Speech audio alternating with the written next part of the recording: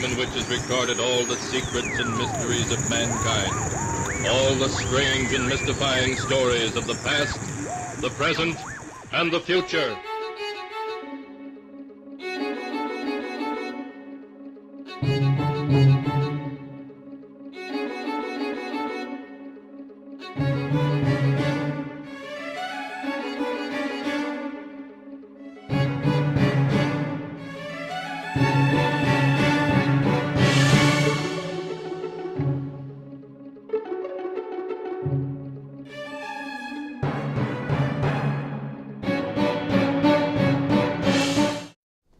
I'm Anna Wright for the Gig Spotting Network, and I'm here with Chris Gervais, who has taken time out of his busy schedule to tell us a little bit about his film producing and directing and composing and acting and just about everything else you can possibly do, it seems like.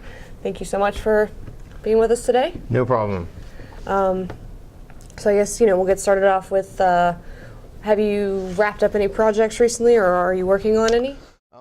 We just wrapped principal photography on my friend Anil's movie called The Strange and Unusual a couple of weeks ago, and so we just launched into editing it and all the various post-production stuff.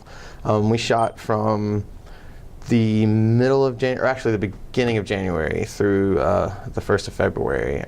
It was cold, but it was awesome, and I'm really happy with what we got. I'm excited about finishing it. Okay. And what did you do specifically on the movie? I ended up, the funny thing about the production company that I have with my friends, Brian Oxendine, Micah Troublefield, and Anil Dokai is we all sort of end up doing whatever needs to be done to finish the film. One of us will sort of spearhead the project. It's their idea, it's their project, and the rest of us will sort of fill in. Generally, Micah is a cinematographer. Generally, Brian's a producer. Generally, I am the guy that you look at when you don't have someone else to do that thing. So on The Strange and Unusual, I made creature effects. Then I ended up being like a second to third camera some days during the production, and then now in post, I'm sort of the lead editor, which I say lead because we're all going to sort of put it together, but I'll sort of have it'll be my job to finish the cut and have the final cut and stuff. Then I will compose the music. So whatever that title would be, we can make one up now if you want. We'll have to get back to that one. A lot of titles to fit into one. Yeah. Okay, well that's a lot of responsibility. What do you like to do if you were going to do a movie? Do you like to direct more? What were you first drawn to as far as cinema? Right. If I was someone who was in a position where I had unlimited, funds and resources to make a movie, I would just want to direct. All the sort of skill, the skill set I've developed over the years, I would love to be in a position someday where I don't have to do any of them. And I just, have other people more talented than me to help me make something. Mm-hmm. That's the ultimate goal. I guess that's what I'm building toward. That's what I like. And have you gone to any schooling or any sort of background in film or theater or anything like that? Yeah, when I was a toddler, my parents started taking me to the movies once a week, and I did that up until now. So I haven't graduated yet, but one of these days I'll stop going to the movies. So yeah, that's my education. That's pretty cool. So just movies from day one, fell in love with them. Yeah, just and just analyzing them. I remember when I was a teenager, I guess I went from like being a little kid and just being obsessed with Luke Skywalker and Marty McFly, and that's what I was like. So when you asked me what I wanted to be, I wanted to be Indiana Jones, and then I reached the age where somebody eventually took me aside and was like, "You can't actually be Indiana Jones. I know you're a child, but you can't actually do that." So I was like, "Well, then what can I do?" So I reasoned that. Well, I just became obsessed with how these things are made and stuff. So and then I was a teenager, and I got more into analyzing them and figuring out the nuts and bolts of them and stuff, and then it just grew from there. And I read a lot of books. Then came the internet. So yes, that's how I worked out how you make those things, I guess. Okay, well, since you've been going to movies since you were old enough to walk, I guess, can you name a top 5? Top 5? My favorite movie is Jaws. Oh yeah, I'm not going to rank them in order. The most important yeah, 5 movies. Let me know when I get to 5 because I can't do math. All right, we got Jaws. I like movies and I can't do math. Goonies, Back to the Future. I have 2 left. This is so tough. Close Encounters. And God, this is tough. Jurassic Park. Nice. Wow, yeah. Average American top 5, isn't it? That's a great top 5, though. Yeah, I'm not ashamed. One of those movies is bad. I'm not embarrassed. However, I did happen to notice that Steven Spielberg directs 2 of them and produced Back to the Future, right? Or had something to do with Back to the Future. Yes, he was a producer. Okay, yes. Yeah. Was directed by Bob Zemeckis. Yeah, I love Spielberg. That's my whole thing. Any expanding on that? Oh yes, I can absolutely expand as if we were in praise him an for interview. a little while. I don't ever do that, man. Yeah, I love Spielberg. I love cinema. I love the craft of film. I mean, I love a lot of different kinds of movies. I sort of grew into that, I guess, as an adult, the ability to appreciate film at large. But it all comes from, I mean, like I said, I just rattled off my top 5 movies, and we could probably go grab some guy off the street right now and he'd give you the same 5 movies. But the thing is I can't help the fact that it was something that just came when I was little, and everything I've learned about movies, every kind of movie I like, is an extension of that.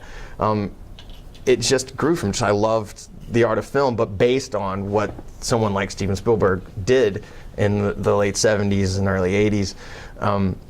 And so what I love about Spielberg is that, for the same thing that I love about any of my favorite writers, artists of any kind, the people that seem to be chasing an emotion, or it's always very nostalgic, and or often it's nostalgic. I mean, it's a lot of people have talked about how much geography and landscape informs creativity, like the way that Dickens writes about Victorian London, and Faulkner writing about the South, and that's true of a lot of artists. And I think it's about just your developmental years and the perspective you have then. And all my favorite storytellers seem to be rooted in that, and that thing that hit them as a child. That, for me, it all goes back to, if it's Spielberg, it all sort of traces back to Walt Disney, and he invented so many things about how the creative industry works in this country, and it all goes back to this childhood thing. It's this thing about what my perspective of the world was like when I was a kid. I mean, that's what led Walt Disney, was being a child in Marceline, Missouri. And it's the same with Spielberg, growing up in the suburbs of Arizona. And that kind of fascination, that's what makes sense to me. And there's a lot of reasons to make movies, and there are really great reasons. All of them are. But for me, personally, and this is not a universal, I think the best reason to be creative is to consume something that's inside you that is just this kind of elusive ghost. I think there's a lot of people that don't ever find a way to do that, and they just sort of feel this longing, and I think film is a great way to express that in a way that you can sort of consume a feeling. It's just like writing a song that lets you, if there's some emotion or something that you can't grasp and you can't get your hands on, and you write a song about it, and it allows you to do that. And I think that's the best use of movies, for me, personally. That's Not a everyone. great Okay, explanation. Yeah. It was very wordy. So It was good, I expanded it Great. a lot. But I mean, you also mentioned, writing song. I know that Chris has been in several bands over the years. I think most recently was Motel Glory. Yeah. Yeah. And then before that, I think a little solo stuff, and the Yeah. Canyon Arrows. Mhm. Getting back, Young Tom Fury. Old I school. do believe you were in Fall Out Boy at one point. I was. This is documented on the internet. The first band I was ever in was called Fall Out Boy. This was True. not the Fall Out Boy that had the song about the thing with the thing. It was from The Simpsons, so unrelated. But we picked it first because this was in the late 70s when I did it. So I take it do you ever combine the two and try and absolutely. The way that I learned to sort of the process of creativity that I developed from being in bands from the time that I was in high school on to my late 20s which, by the way, as a side, was something I wanted to make movies my whole life. Like I said, I mean, ever since I was a kid, I wanted to make movies. But anyway, at the end of high school, before I played in bands, I tried. And at the time, it was before the digital revolution, and it was before. Wow, I just said digital revolution. Cut that out. That is hilarious. It was before the digital revolution of the internet. I did not say that. It was before digital cameras came along in the way that it is now, where anybody can go make a Hollywood-looking film. This was, like 2000, 99, 2000, 98, and it was just, you had a camcorder, and I also had no money and no film school. I had horrible grades in school. College was like, if it wasn't tech school, it wasn't happening. So I just sort of guessed how you did everything. And I made these little horrible things with my friends that were like 2 minutes long, that was just us screwing around in the backyard. And it was like, God, these don't even look remotely like movies. And it was just very frustrating. And it was like, I don't get it. So I gave up, and I was just like, well, I'll just play music then. Because music is really instantly gratifying. And you can write a song, and then right away people like it or they don't, whereas movies, you absolutely bust your ass, and it's harder than anything you've ever done. I mean, it is grueling, painful work. And then in the end, you get done, and more often than not, when you're making movies at this level, no matter how much effort you put into it, it's this thing that you get to be like, hey, check out this part of it that's good, the rest of it isn't. And you're like, I worked really hard on this, please like it. And so it's very frustrating in that way. And therefore, I think I got intrigued by being in bands and stuff for a long time and have that sort of satisfy that creative outlet.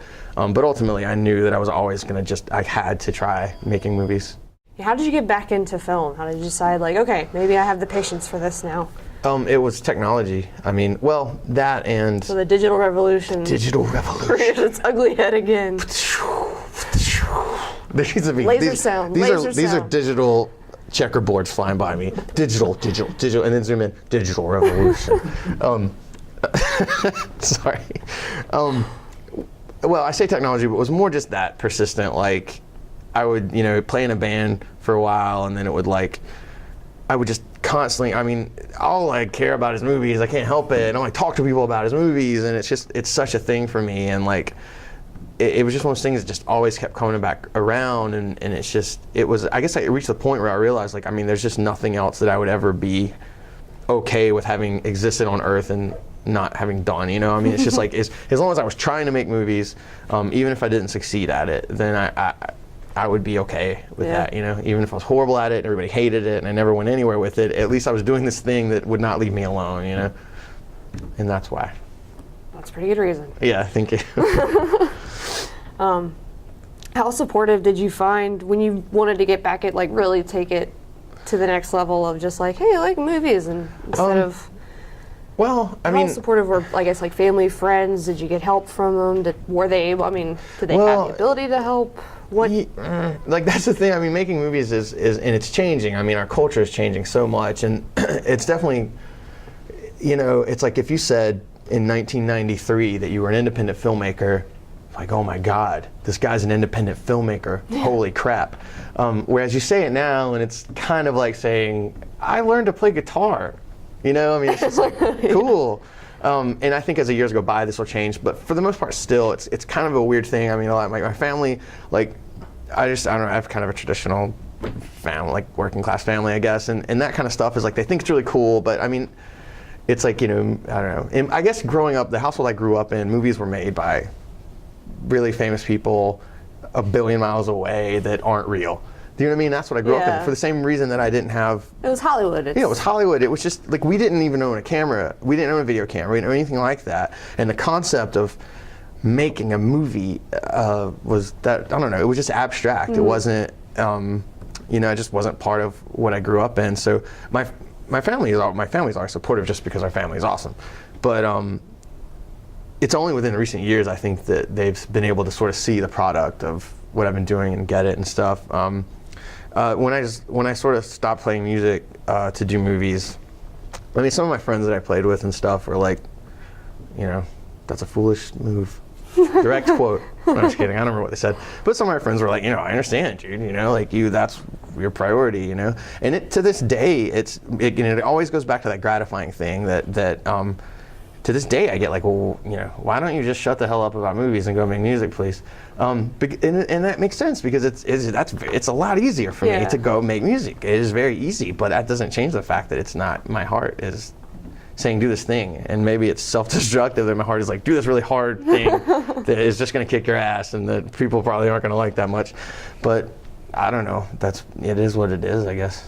That's another horrible phrase. The digital revolution. It is what it is. Awesome. Well, that's pretty cool. So, you know, you've mentioned at the beginning about Strange and Unusual and that you worked with Anil and Micah, and you said your prior production company, that's Strawhouse Pictures, correct? Tell us a little bit more about that, because obviously you did find some people that love movies as much as you. And it's very much like being in a band. It really is. Strawhouse Pictures came about because it sort of, I think, first happened when I had this idea that making short films, for a long time before I really tried to make movies, I knew that, well, if you don't have any money and stuff, the best you can hope to do is make a short film. I use using the term film loosely, but we'll continue to use it even though I've never touched film. I just like the way it sounds.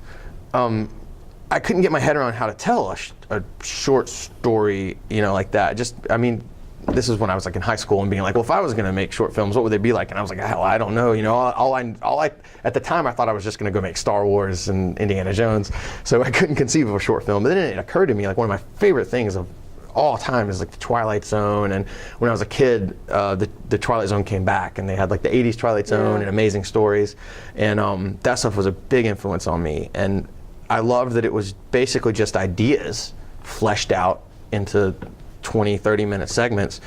And so that's where I come up with, if we were going to do, and Micah and Anil and Brian, we're all on the same page with me. They love that kind of stuff. And so we were like, well, we'll just make short films like that. We'll make Twilight Zone episodes, and we'll make this fake show, and it's called Fantastic Tales of the Unknown, which kind of sounds a little bit like Amazing Stories. But and it would just sort of be a tribute to that stuff. And still, all the short films we've made are sort of under that banner, whether we tag it and bookend it with the Fantastic Tales thing or not.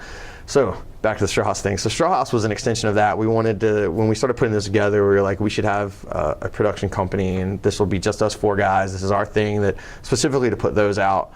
And Strawhouse came from, I said, I wish I had a better story for the origin of the name, other than I was just like, I love old, like, carny culture, and I love that circuses and stuff, and we're traveling circuses in carnivals and you know, in the 20s and stuff, were sort of that last great piece of American mystery, and where you really believe in these crazy things. And so like, I would love to reference carny culture.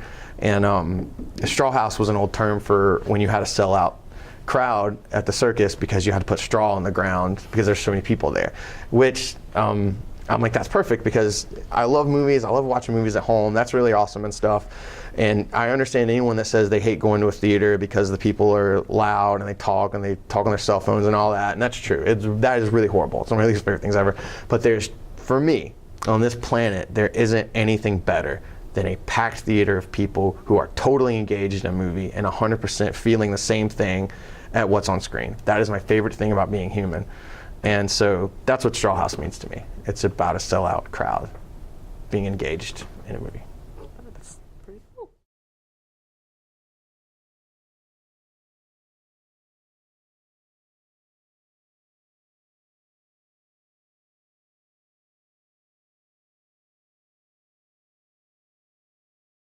Just lob it off!